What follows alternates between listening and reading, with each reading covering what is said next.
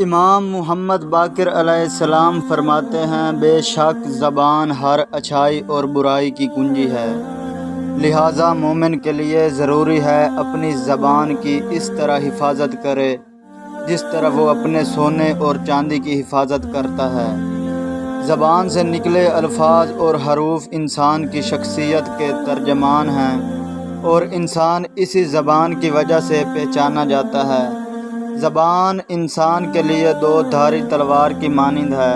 اگر اس پر کنٹرول نہیں کیا گیا تو زبان انسان کو بڑے گناہوں اور بڑی مصیبتوں میں مبتلا کر سکتی ہے۔ انسان کو ہمیشہ اپنی زبان کو کنٹرول میں رکھنا چاہیے تاکہ زبان خود کو اور دوسروں کو نقصان نہ پہنچائے، اس لیے کہ زبان کا وار تلوار کے وار سے بھی زیادہ گہرا زخم لگا سکتا ہے۔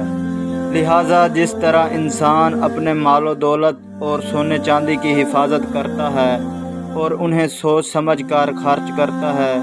بالکل اسی طرح اپنی زبان کی حفاظت کریں، کم بولیں اور سوچ سمجھ کر بولیں۔